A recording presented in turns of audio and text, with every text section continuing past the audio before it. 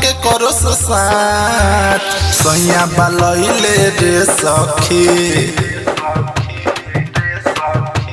सैया बलैले रे सखी सवतनिया के अपने साथ सैया बलैले रे सखी सवतनिया के अपने साथ सैया बलैले रे सखी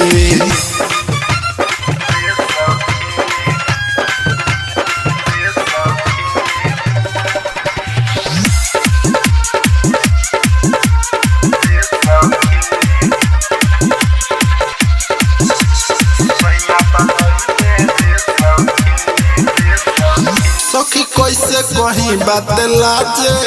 उ तो हमरे के लागे लदागे जब जुटी जला हो पड़ोसी सब हमरे के कहेला दोषी सखी कैसे कहीं बात लाजे उ तो हमरे के लागे लदागे जब जुटी जला हो पड़ोसी सब हमरे के कहेला दोषी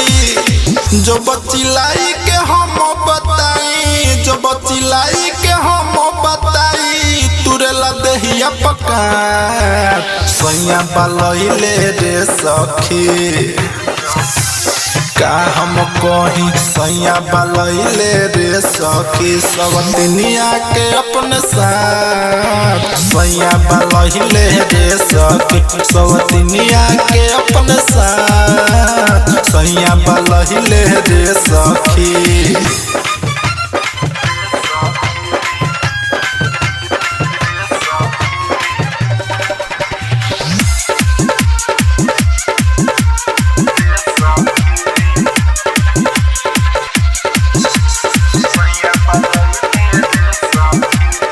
बड़ा हमरा के सैया रुआवे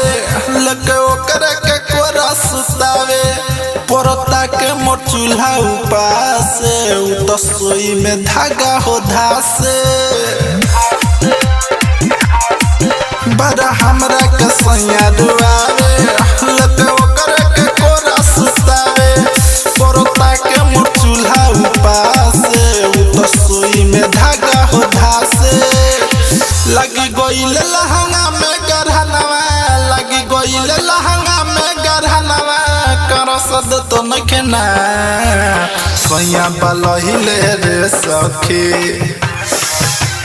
सखी रे सखी सैया बलैले रे सखी सवतनिया के अपने साथ सैया बलैले रे सखी सवतनिया के अपने साथ सैया बलैले रे सखी